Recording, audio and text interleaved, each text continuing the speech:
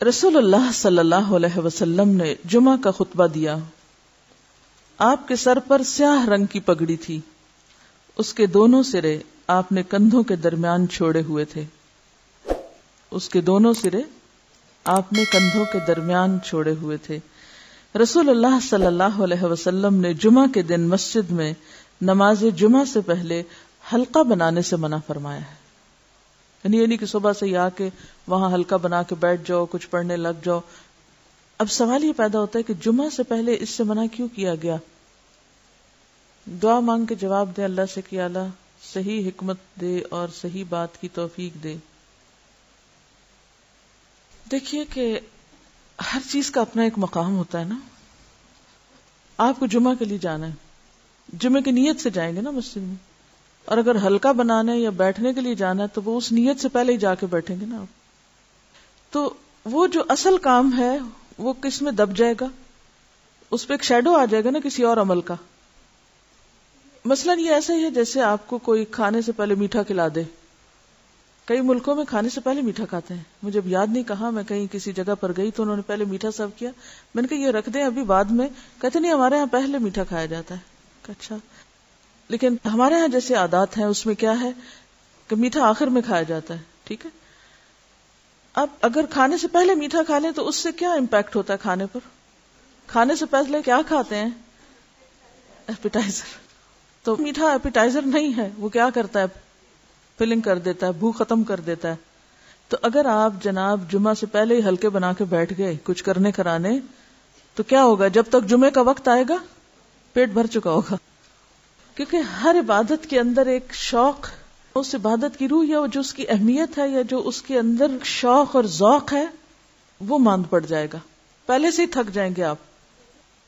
عید کی نماز سے پہلے کوئی نوافل نہیں ہے. بنیادی بات یہی ہے کہ اس سے جو جمعے کی اہمیت یا جمعے کی جو خصوصیت ہے اس پر ایک طرح سے اثر بھی پڑتا ہے. چلیے آگے چلتے ہیں. لہذا جو علماء خطبہ جمعہ سے پہلے تقریر کرتے ہیں انہیں اس عمل کو ترک کر دینا چاہیے. حضرت انس رضی اللہ عنہ کہتے ہیں کہ رسول اللہ صلی اللہ علیہ وسلم شدت کی سردی میں جمعہ کی نماز سویرے پڑھتے تھے اور شدت کی گرمی میں دیر سے پڑھتے تھے. حضرت جابر کہتے ہیں کہ جب رسول اللہ صلی اللہ علیہ وسلم خطبہ ارشاد فرماتے تو آپ کی آنکھیں سرخ ہو جاتی، آواز بلند ہوتی اور جوش میں آ جاتے تھے، گویا کہ آپ ہمیں کسی ایسے لشکر سے ڈرا رہے ہیں جو صبح یا شام ہم پر حملہ کرنے والا ہے.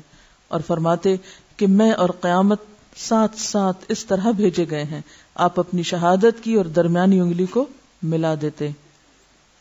یعنی میرے بعد اب اور کوئی پیغمبر نہیں آئے گا، میرے بعد اب قیامت ہی آئے گی. تو اس سے کیا بات پتہ چلتی ہے؟ اس سے یہ بات پتہ چلتی ہے کہ تعلیم اور خطبے میں فرق ہوتا ہے. تعلیم میں آپ کا انداز کیا تھا؟ آہستہ آہستہ بولتے، لفظ گنے جا سکتے تھے، ایک بات بعض اوقات 3 بار بھی دہراتے. لیکن خطبے کا انداز فرق تھا. وہ زوردار ہوتا تھا، وہ شدت والا ہوتا تھا، اس میں ایک انذار کا پہلو غالب ہوتا تھا، وہ لوگوں کو جھنجھوڑنے والا ہوتا تھا، غفلت سے جگانے والا ہوتا تھا، بیدار کرنے والا ہوتا تھا. اس سے کیا بات سامنے آتی ہے کہ ہر موقع کی مناسبت سے تعلیم کا انداز اور تربیت کا فرق ہونا چاہیے. ہر وقت ایک ہی روٹین میں کام نہیں کرنا چاہیے، ویسے بھی طبیعتیں پھر اکتانے لگتی. نبی صلی اللہ علیہ وسلم نے فرمایا امام کے ساتھ جتنی نماز پالو وہ پڑھو اور جو رہ جائے اسے پورا کرو. اس حدیث کی روح سے نماز جمعہ کی دوسری رکعت کے سجدہ یا تشہد کو پانے والا سلام پھرنے کے بعد اٹھ کر 2 رکعتیں پڑھے گا، 4 نہیں، کیونکہ اس کی فوت شدہ نماز 2 رکعتیں ہیں، 4 رکعتیں نہیں. یعنی جمعہ اگر اپنے آخری حصے میں آپ نے پایا، ایسا امام جو تھا وہ آخری سجدہ کر رہا تھا اور آپ مسجد میں داخل ہوئے، یا وہ اتحیات بیٹھے تو سلام سے پہلے آپ بیٹھ گئے ساتھ، تو ایک طرح سے جمعے کا ثواب تو مل گیا، لیکن بعد میں 2 رکعتیں پڑھی جائیں گی، ظہر بنا کے 4 نہیں پڑھی جائیں گی. دوران خطبہ 2 رکعتیں پڑھ کر بیٹھو. رسول اللہ صلی اللہ علیہ وسلم جمعہ کا خطبہ ارشاد فرما رہے تھے کہ ایک شخص سلیق غطفانی مسجد میں آئے اور 2 رکعتیں پڑھے بغیر بیٹھ گئے. نبی صلی اللہ علیہ وسلم نے پوچھا کیا تم نے 2 رکعتیں پڑھی ہیں؟ اس نے عرض کی نہیں یا رسول اللہ. آپ نے فرمایا کھڑے ہو جاؤ اور 2 رکعتیں پڑھ کر بیٹھو. پھر آپ نے ساری امت کے لیے حکم دے دیا جب تم میں سے کوئی ایسے وقت مسجد میں آئے کہ امام خطبہ دے رہا ہو تو اسے 2 مختصر سی رکعتیں پڑھ لینی چاہیے، یعنی خطبے کے دوران بھی پڑھ سکتا ہے. جمعہ سے پہلے نوافل کی تعداد مقرر نہیں، بلکہ نبی صلی اللہ علیہ وسلم نے اجازت دی کہ جتنے بآسانی پڑھ سکتے ہیں پڑھ لیں. یعنی ایک دفعہ آپ مسجد میں آ گئے ہیں، آپ 2 پڑھیں، 4 پڑھیں، 6 پڑھیں، جتنے آپ کے پاس موقع ہے، وقت ہے، تو انتظار میں فارغ بیٹھنے کی بجائے بہترین ذکر ہے نماز وہ کریں، مگر کم از کم 2 ضروری ہیں.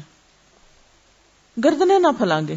حضرت عبداللہ بن بصر رضی اللہ عنہ سے روایت ہے کہ جمعہ کے دن رسول اللہ صلی اللہ علیہ وسلم خطبہ دے رہے تھے کہ ایک شخص لوگوں کی گردنیں پھلانگتا ہوا آنے لگا تو آپ نے یہ دیکھ کر فرمایا بیٹھ جاؤ، تم نے لوگوں کو ایذا دی اور دیر لگائی ہے. آنیتا و آذیتا، دیر سے پہنچے ہو اور تکلیف دے رہے ہو، بعد میں آئے ہو اور گردنیں پھلانگ پھلانگ کے آگے آ کے بیٹھ رہے ہو، یہ بد اخلاقی بھی ہے، کیونکہ پہلے آنے والوں کا حق پہلا ہے. ہمیں تھوڑا سا اس بات کا ضرور خیال رکھنا چاہیے کہ ہر وقت اپنی ہی ذات کو اہم نہیں سمجھنا چاہیے کہ میں امپورٹنٹ ہوں، مجھے آگے جگہ ملنی چاہیے، مجھے قریب.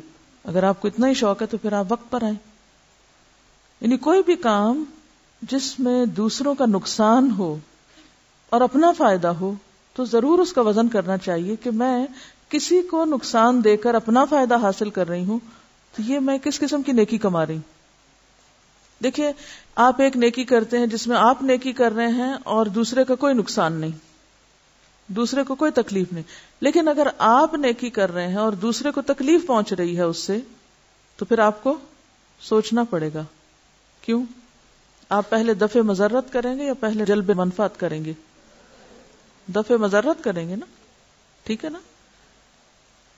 یعنی دوسروں کی تکلیف کو پہلے دور کریں. اس کی چھوٹی سی مثال ہے، مثلا آپ کو شوق ہے بلند آواز سے قرات کرنے کا، لیکن آپ کے آس پاس اور بہت سے لوگ ہیں. بلند آواز سے قرات پسندیدہ، منع نہیں ہے، لیکن اگر آپ بلند کریں اور دوسرے اپنا ذکر بھی نہیں کر پا رہے، کسی کام کے قابل نہیں، تو آپ کیا کر رہے ہیں؟ یہ کس قسم کی نیکی کر رہے ہیں؟ اس نیکی سے بہتر ہے کہ آپ دوسروں کو تکلیف سے بچائیں.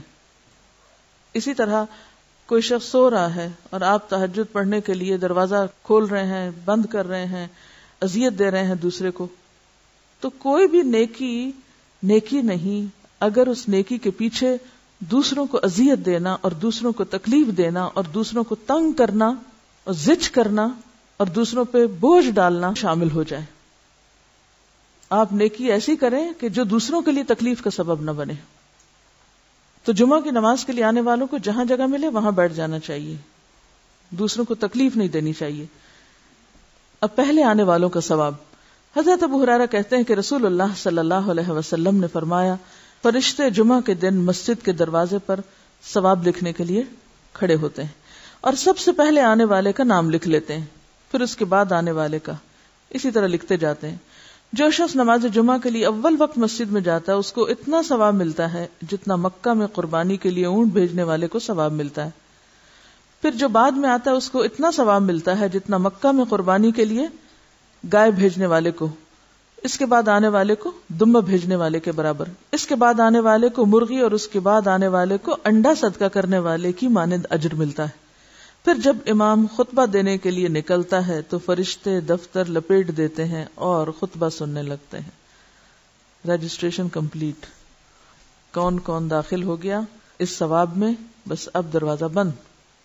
تو نیکی کے کاموں میں تاخیر کرنا اور ہمیشہ ڈیلے کرنا اور پیچھے رہنا، اس کے بارے میں حدیث آپ نے پڑھی ہوگی کہ کچھ لوگ پیچھے رہتے جاتے ہیں حتیٰ کہ اللہ ان کو پیچھے ڈال دیتا ہے. تو اس چیز کو ضرور مد نظر رکھیں کہ نیکی کے کام میں آگے بڑھنے والے ہی السابقون السابقون ہوتے ہیں. اللہ یہ کہ کوئی عذر ہو، کوئی تکلیف ہو، وہ اور بات ہے، لیکن عادت نہیں بنا لینی چاہیے سستی اور کسل مندی اور تاخیر کی. اچھا کوئی بات نہیں، پھر صحیح. رسول اللہ صلی اللہ علیہ وسلم نے فرمایا جمعہ کے دن ایک گھڑی ایسی ہے کہ جو مسلمان اس گھڑی میں اللہ سے بھلائی کا سوال کرے تو اللہ تعالیٰ اس کو قبول کرتا ہے. نبی صلی اللہ علیہ وسلم نے فرمایا جمعہ کی قبولیت کی گھڑی امام کے ممبر پر بیٹھنے سے لے کر نماز کے خاتمے تک ہے، یعنی اس سارے وقت میں کوئی بھی وقت انتہائی قبولیت کا. اچھا اب نشاندہی بھی کر دی گئی اور بتا بھی دی گئی کہ ایک گھڑی، اس سے کیا فائدہ ہوگا کہ لوگ اس وقت کو پوری طرح اللہ کی طرف متوجہ ہو کے گزاریں گے کہ معلوم نہیں کون سی گھڑی اور میں اس گھڑی میں ادھر ادھر دیکھتا ہوا غافل رہ کے وقت ضائع کر بیٹھوں، یہ چانس گنوا بیٹھوں. اگر کوئی آپ کو یہ کہے کہ اگلے 10 منٹ میں آپ کے اوپر چھت سے ایک سونے کا انڈا نیچے گرنے والا ہے تو آپ کیا کریں گے؟ اس 10 منٹ میں تو سانس بھی نہ لیں، شاید آنکھ بھی نہ جھپکیں کہ کہیں ایسا نہ ہو کہ میں آنکھ بند کر جاؤں اور وہ انڈا مس ہو جائے مجھ سے. ہاں غافل نہیں ہوگے. تو آپ دیکھیے کہ کسی ایک دعا کا قبول ہو جانا سونے کے انڈے سے کہیں زیادہ قیمتی. لیکن عموماً جب خیر و بھلائی اور برکت کی تقسیم ہوتی ہے تو ہم اسی قسم کی غفلت کا ثبوت دیتے ہیں اور توجہ نہیں کرتے، اور کبھی سونے لگتے ہیں اور کبھی ادھر ادھر توجہ کرنے لگتے ہیں. تو جمعے کا وقت خطبے سے لے کر نماز تک، دعا تک بہت ہی بہترین گھڑیوں میں سے جب بندہ اپنے رب کے قریب ہوتا ہے. لہذا آنا بھی جلدی چاہیے کہ السابقون ہو، اور سابقون کون ہوتے ہیں؟ المقربون ہوتے ہیں. اور مقربون وہی ہو سکتے ہیں کہ جو ایسے مواقع کو بخوبی استعمال کرنا جانتے ہوں اور ان مواقع میں غافل نہ ہوں. بعض اوقات ایک لمحے کی غفلت انسان کو سالوں پیچھے لے جاتی. خطبہ جمعہ کے مسائل. رسول اللہ صلی اللہ علیہ وسلم 2 خطبے ارشاد فرماتے، ان کے درمیان بیٹھتے، خطبہ میں قرآن مجید پڑھتے اور لوگوں کو نصیحت کرتے. آپ کی نماز بھی اوسط درجے کی اور خطبہ بھی اوسط درجے کا ہوتا، بہت طویل خطبہ نہیں ہوتا تھا. آپ نے فرمایا کہ آدمی کی لمبی نماز اور مختصر خطبہ دانائی کی علامت ہے، یعنی عقل مندی کی بات ہے. پس نماز عام نمازوں کی نسبت طویل کرو اور خطبہ عام خطبوں کی نسبت مختصر کرو. نبی صلی اللہ علیہ وسلم خطبہ جمعہ میں سورۃ قاف کی تلاوت فرماتے تھے.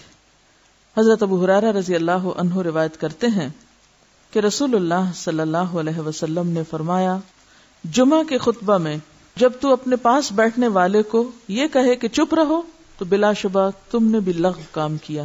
یعنی اتنا بولنے کی بھی اجازت نہیں کہ انسان کسی سے کہے بی کوائٹ یا چپ.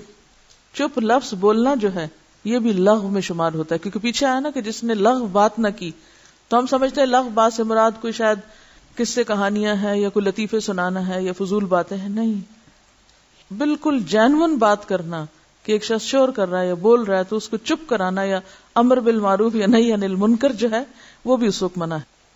یہ ساری چیزیں کس چیز کی علامت ہے؟ یہ سارے جو ادب آداب جمعے کے دن سکھائے جا رہے ہیں، نہا دھو کے جاؤ، اس جمعے سے پہلے مت بیٹھو طویل وہاں، اور پھر خطبہ مختصر ہو، اور پھر اس مخصوص وقت میں دعا قبول ہوتی ہے. یہ سب چیزیں کیا بتا رہی ہیں؟ کس چیز کی طرف لے جا رہی ہیں؟ یعنی مقصود کیا ہے؟ یعنی انتہائی توجہ اور یکسوئی کے ساتھ اس روحانیت کو حاصل کرنا جو اس دن میں دی جانی مطلوب ہے، وہ تعلیم حاصل کرنا، وہ سیکھنا اور وہ فائدہ اٹھانا جو جمعے کے دن کو مقرر کر کے اللہ نے بندوں کے لیے رکھا ہے. یعنی ساری چیزیں ایک ہی چیز کے اوپر لے جا رہی ہیں، اور وہ ہے یکسوئی کی پریکٹس. یکسو، مکمل کنسنٹریشن، مکمل توجہ، انابت اللہ. حضرت ابن عمر کہتے ہیں کہ رسول اللہ صلی اللہ علیہ وسلم نے اس سے منع فرمایا کہ آدمی اپنے بھائی کو اٹھا کر اس کی جگہ پہ بیٹھے. نافع سے پوچھا گیا کیا صرف جمعہ میں منع ہے؟ فرمانے لگے جمعہ میں اور اس کے علاوہ بھی. یعنی آپ یہ نہیں کر سکتے کہ کہیں پر جائیں اور کوئی شخص بیٹھا تو آپ اس سے کہیں تم اٹھو یہاں سے، مجھے یہ جگہ اچھی لگتی ہے، مجھے بیٹھنا ہے. یہ معیوب بات ہے، ناپسندیدہ ہے. پھر خود پسندی کی بات بھی ہے کہ آپ اپنے آپ کو اتنا امپورٹنٹ سمجھتے ہیں، اپنی اتنی اہمیت جانتے ہیں کہ آپ دوسروں کو اذیت دے کے خود اپنی جگہ بنانا چاہتے ہیں. اصل بات یہ کہ جب تک ہم اپنی خود پسندی سے اور اپنی انا سے اور اپنی ذات کی اہمیت کے شوق سے اور ذاتی بڑائی کے شوق سے باہر نہیں نکلیں گے، بہت سی نیکیوں سے محروم رہ جائیں گے، بلکہ نیکیوں کے شوق میں بھی گناہیں کرتے رہیں گے. حضرت عمارہ بن رویبہ سے روایت ہے کہ انہوں نے بشیر بن مروان کو جمعہ کے دن منبر پر دونوں ہاتھ اٹھاتے ہوئے دیکھا تو فرمایا اللہ تعالیٰ ان دونوں ہاتھوں کو ہلاک کرے. عمارہ بن رویبہ کون ہے؟ صحابی ہیں. انہوں نے بشیر بن مروان کو جمعہ کے دن منبر پر دونوں ہاتھ اٹھائے ہوئے دیکھا تو فرمایا اللہ تعالیٰ ان دونوں ہاتھوں کو ہلاک کرے. نبی صلی اللہ علیہ وسلم خطبہ میں صرف ایک ہاتھ کی شہادت والی انگلی سے اشارہ کرتے تھے اور بس. یعنی اس نے خطبہ دیتے ہوئے کیا کیا؟ جیسے عام سپیکرز کہتے ہیں نا، دونوں ہاتھ اٹھا کے اور جیسے مکے لہرا کے اور بازو اٹھا کے خطبہ دینا انتہائی ناپسندیدہ چیز ہے. تب آپ دیکھیں کہ صحابی کی تنقید کتنی سخت ہے، ایک طرح سے بددعا دے رہے ہیں کہ اللہ ان دونوں ہاتھوں کو ہلاک کرے، کیونکہ نبی صلی اللہ علیہ وسلم خطبے میں صرف دائیں ہاتھ کی شہادت کی انگلی اٹھاتے تھے، لیکن جو خبردار بھی کرنا ہوتا تھا اور بس. نبی صلی اللہ علیہ وسلم نے کھڑے ہو کر خطبہ دیا اور آپ کے ہاتھ میں عصا یا کمان تھی. نبی اکرم صلی اللہ علیہ وسلم 2 خطبے دیتے اور ان کے درمیان بیٹھتے کیوں تھے؟ شارٹ بریک ایک طرح سے، تاکہ پھر سے توجہ ہو جائے. ظہر احتیاطی کی بدعت. بعض لوگ نماز جمعہ کے علاوہ ظہر احتیاطی پڑھتے ہیں اور اس کا فتویٰ بھی دیتے ہیں، حالانکہ رسول اللہ صلی اللہ علیہ وسلم کی ذات پاک اور آپ کے بے شمار صحابہ کرام سے جمعہ کے بعد نماز ظہر کا پڑھنا کہیں ثابت نہیں. ہم حیران ہیں کہ نماز جمعہ ادا کرنے کے بعد احتیاطاً ظہر کے فرض پڑھنے والے اور پڑھنے کا حکم دینے والے اللہ تعالیٰ کو کیا جواب دیں گے؟ کیا رسول اللہ صلی اللہ علیہ وسلم جمعہ کے بعد ظہر پڑھنا اور لوگوں کو بتانا بھول گئے تھے، جو بعد میں آنے والے لوگوں نے ایجاد کر کے تکمیل دین کی ہے؟ جمعہ کے دن روزہ رکھنا.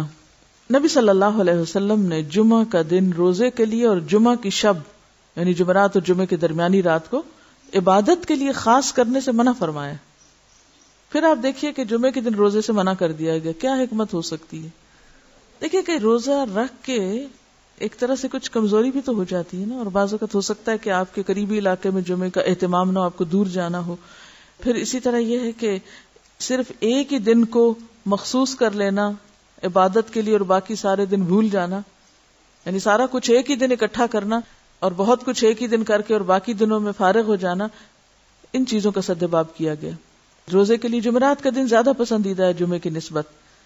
اور پھر شب جمعہ جو ہے اس کی عبادت سے بھی روکا گیا ہے، یعنی شب بیداری مت کرو اس رات. کیوں؟ پھر جمعے کا حق مارا جائے گا. کیونکہ بعض اوقات ہم اصل کام تک پہنچتے پہلے خود ساختہ کام شروع کر دیتے ہیں، اور یہ شیطانی حربے بھی بعض اوقات ہوتے ہیں اصل کام سے توجہ ہٹانے کے لیے. اور دیکھیں یہ جو ٹائم مینجمنٹ کے اصول ہیں ان میں ایک بہت ہی بنیادی اور اہم اصول کیا ہے کہ اہم کام سب سے پہلے اور کاموں کو پرائرٹائز کرنا. یعنی اگر آپ چاہتے ہیں کہ بر وقت کام ہو اور آپ اپنے وقت کا بھرپور استعمال کریں تو اس میں اہم چیز پہلے، اور اپنی ترجیحات کا تعین، یعنی کاموں کو پرائرٹائز کرنا یہ بہت اہم ہے. کیوں؟ اس لیے کہ جمعے کے دن کی سب سے اہم عبادت کیا ہے؟ نماز جمعہ، اور اس دن کا خطبہ سننا اور اس کی تیاری کرنا اور بر وقت مسجد پہنچنا. اگر ہم اس کام کے ساتھ کچھ اور کام ایجاد کر لیتے ہیں عبادت کے نام پر جس سے آپ نے منع فرمایا، تو ہم دراصل کیا کر رہے ہیں؟ اصل کام کی ترجیح پر اثر انداز ہو رہے ہیں، یعنی اصل کام کو اہم نہیں بلکہ غیر اہم کر رہے ہیں. عید کے دن بھی روزہ رکھنے سے آپ نے منع فرمایا نا، اور جمعہ بھی ایک چھوٹی عید ہے، ایک طرح سے خوشی کا دن بھی ہے. دیکھیے کہ بعض لوگ تہجد پڑھ لیتے ہیں، فجر قضا کر دیتے ہیں. اسی طرح اگر کوئی شخص جمعے کی رات عبادت کرتا رہے اور جب جمعے کا وقت آئے تو اس وقت وہ سست ہو کے بیٹھ جائے اور خطبہ جمعہ میں بھرپور نیند لے کے اٹھے. کیونکہ اکثر ایسے ہی ہوتا ہے نا، جو لوگ راتوں کو بے وجہ جاگتے ہیں وہ پھر تعلیم کے وقت خوب سوتے ہیں اور سو کر سارے سونے کے انڈے کھو دیتے ہیں. دیکھیے کہ رات کی عبادت اور مخصوص کر لینا اس رات کو اور روزہ رکھنا یہ ایک انفرادی عبادت ہے، لیکن نماز جمعہ ایک اجتماعی عبادت ہے. تو بعض اوقات ہم انفرادی کاموں میں، ذاتی کاموں میں اس طرح لگ جاتے ہیں کہ اجتماعی کام جو ہیں وہ متاثر ہو جاتے ہیں، تو یہ درست نہیں. یعنی اس میں بہت سی حکمتیں ہو سکتی ہیں. جمعہ کا دن اور درود شریف کی کثرت. آپ صلی اللہ علیہ وسلم نے فرمایا، جمعہ کے دن مجھ پر بکثرت درود بھیجو، تمہارا درود مجھے پہنچایا جاتا ہے.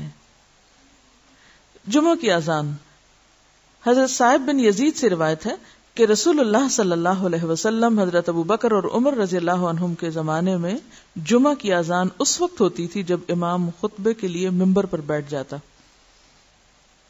جب حضرت عثمان خلیفہ بنے اور لوگ زیادہ ہو گئے تو زوراء کی جگہ پر ایک اور اذان دی جانے لگی. امام بخاری فرماتے ہیں زوراء مدینہ کے بازار میں ایک مقام ہے.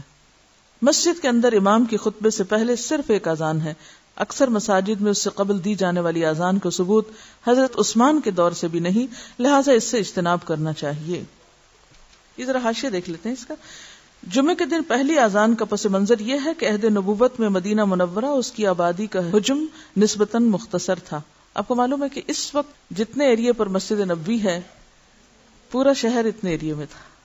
جی ہاں، موجودہ مسجد نبوی کو اگر آپ جائیں کبھی، اللہ لے جائیں، چاروں طرف سے چکر لگائیں، اچھا خاصا رقبہ ہے. تو اس وقت پورا مدینہ بس اتنا تھا، اور ایک اذان اس سارے ایریے کے لیے کافی تھی. لوگوں کو اذان آسانی سے سنائی دے جاتی. تو عہد عثمانی میں آبادی زیادہ ہو گئی تو تمام لوگ اذان کی آواز سن نہیں پاتے تھے، جس کا لازمی نتیجہ یہ نکلا کہ گوناگو مصروفیات کا شکار کئی لوگ مسجد میں بروقت پہنچنے سے قاصر ہو گئے. اس کا انتظامی حل یہ نکالا گیا کہ پہلے مسجد سے باہر بازار کے اندر اذان دی جائے، اس سے کچھ ہی دیر بعد مسجد نبوی میں دوسری اذان ہو جاتی. اور حضرت عثمان کا یہ اقدام بدعت نہ تھا، کیونکہ حضرت عثمان خلفائے راشدین میں سے ہیں. ان کے دور میں مدینہ منورہ میں جب پہلی دفعہ اس اذان کی ضرورت محسوس کی گئی تو انہوں نے اسے شرعی حکم کے طور پر نہیں، محض انتظامی حل کے طور پہ جاری کیا تھا، جسے صحابہ کرام کی خاموش تائید حاصل تھی. ظاہر ہے کہ جس چیز پر صحابہ کرام کا عمومی اتفاق ہو وہ بدعت نہیں ہوتی. وآخر دعوانا ان الحمد للہ رب العالمین. سبحانک اللہم وبحمدک، نشہد ان لا الہ الا انت، نستغفرک ونتوب الیک.